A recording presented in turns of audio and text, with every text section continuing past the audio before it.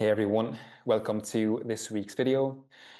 So in this video, what we're going to do is explore this local toe flexor loading strategy, where we're essentially trying to constrain demand into the toe flexors and into essentially the way I describe it to clients is I want to constrain that demand and that load into the plantar surface, the underside of the foot, to try and raise the tolerance and the capacity of those tissues, of those structures to handle load. I want to raise how much load they can tolerate, and I eventually want to raise the capacity of how much force they can handle as well, which requires you to be able to progressively load those tissues.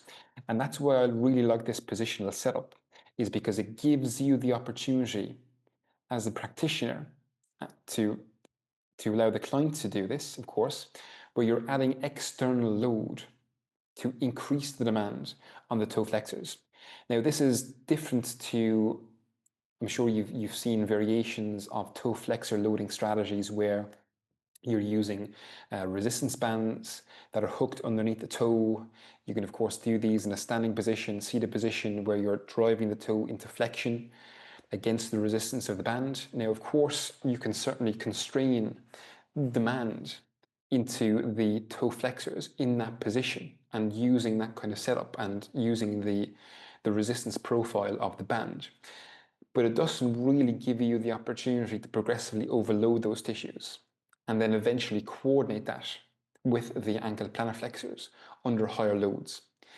Because we have gone through some in previous videos in this inner circle membership of more coordinative options where we're getting that sharing of load between the toe flexors and the ankle plantar flexors in a standing position.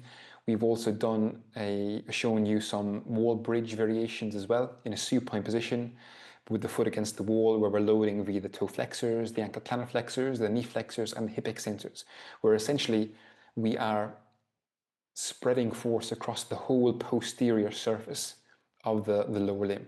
Okay. In this variation, we're trying to set things up so we're constraining that demand into the plantar surface of the foot. So we won't get too technical in terms of what tissues we're actually trying to load here. We're just trying to get load via the big toe, specifically here. There are ways that you can shift demand into the lateral four toes as well. We'll briefly discuss that too. But we're essentially doing it in a way where we are reducing contribution from the ankle plantar flexors.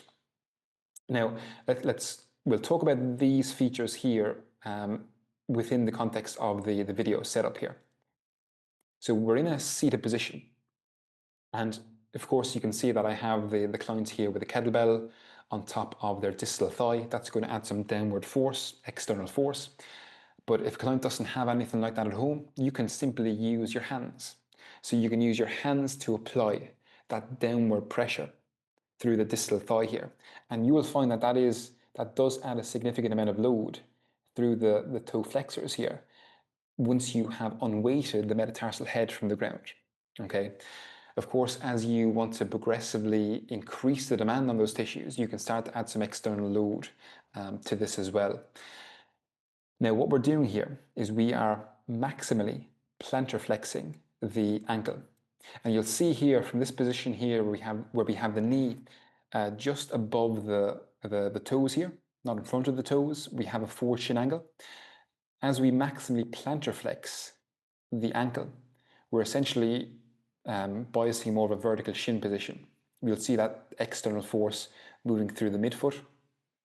If we wanted to add more demand on top of the toes, we of course want to have that external load over the toes. And so we may want to actually begin with more of a forward shin angle here as well.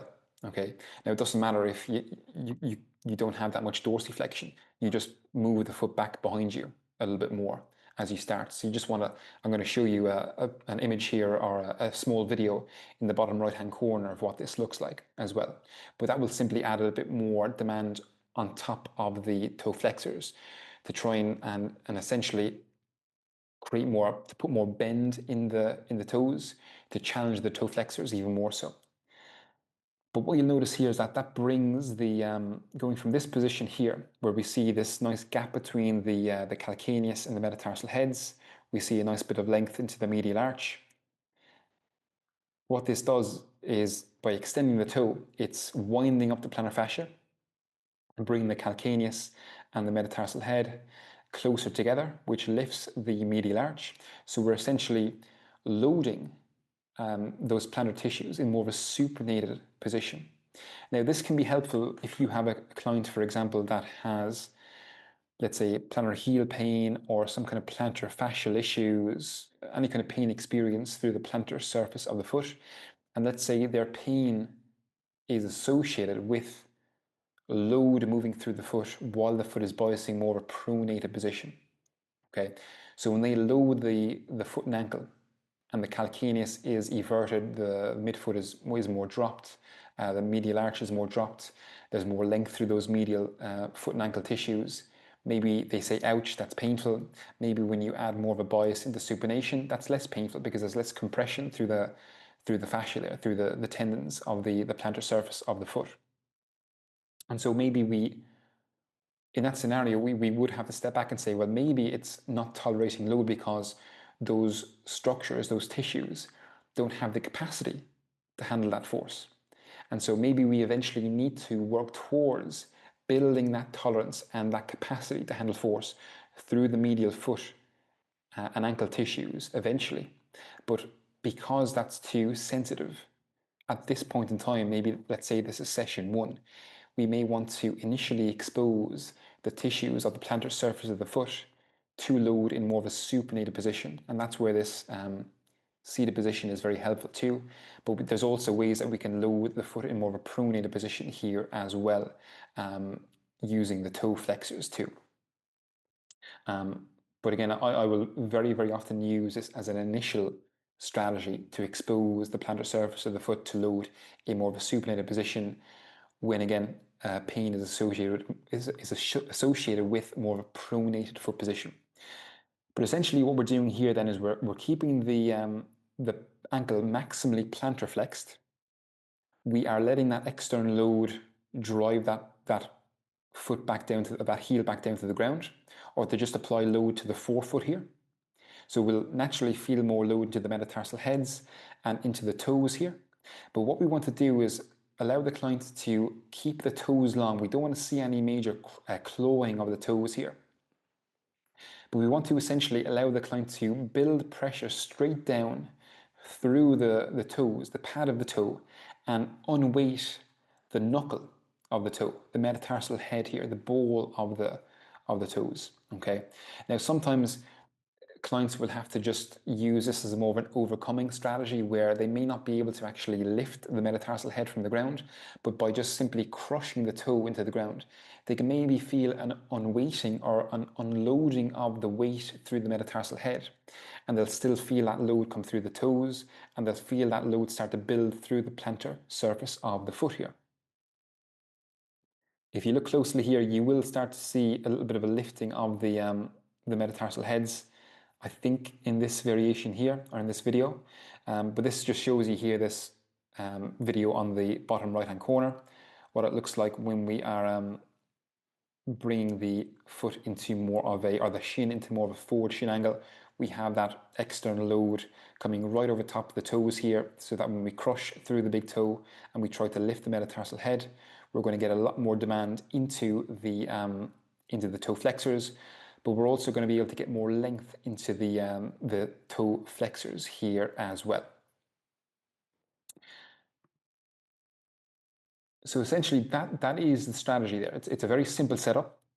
The value here lies in the ability for us to put the gastric and soleus at a disadvantage by maximally plantar flexing. That reduces their ability to contribute to the production of force in this setup here.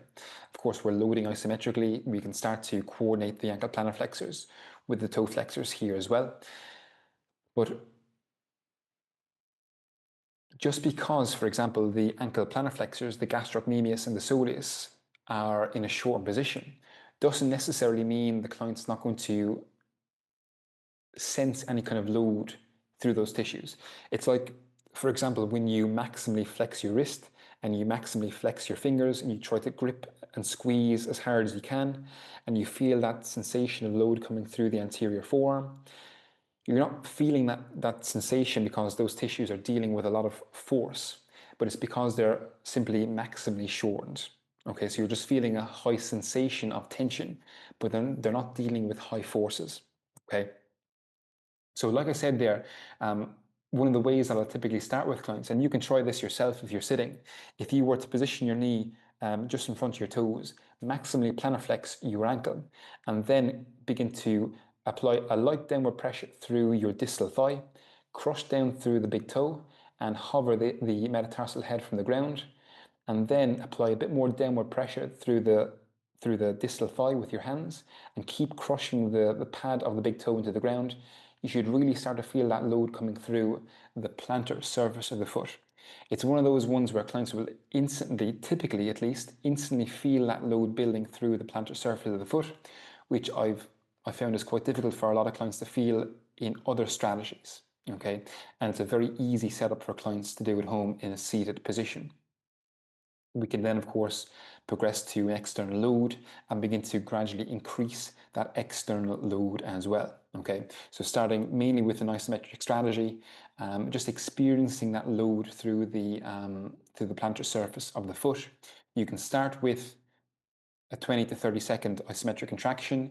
You can retest the client's aggravating symptoms or aggravating task, and just make sure that it's not significantly worsening their symptoms. Sometimes it's not uncommon for the clients to feel a little bit more sensitivity after loading those tissues when those tissues are sensitive and not tolerating load very well. We want to ensure that that starts to calm down. Okay, typically within session. If the pain remains the same, I'm completely fine with that. I just want to make sure the pain is at an acceptable level as I expose those tissues to that load in that position. And then we can obviously check to see how the foot was tolerating that load between sessions, between session 1 and session 2. Okay. There's some key cues and key features here is that you want to try and keep the big toe long. So you want to try to avoid any kind of clawing of the toes here. So you want to keep the big toe long and crush straight down. You're not trying to curl the toe back. You're trying to crush that toe straight down into the ground.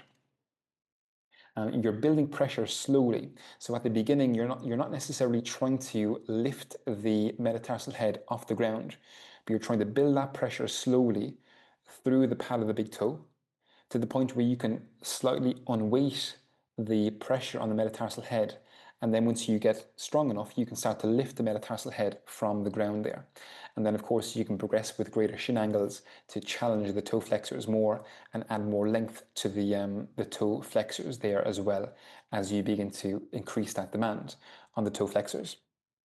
But overall, a really nice variation to give you the opportunity to constrain more demand into the toe flexors, into the plantar surface of the foot, all while reducing the contribution from the ankle plantar flexors, which is really hard to reduce, particularly if you want to add more demand on the toe flexors outside of a resistance band setup. Okay, resistance band setups can get really finicky with clients. It can be hard for them to reproduce what you're doing at home, reproduce what you did in the clinic at home. This is just a very, very simple setup, a very simple way to add your just downward hand pressure on top of the distal thigh here, and then progress to added external load.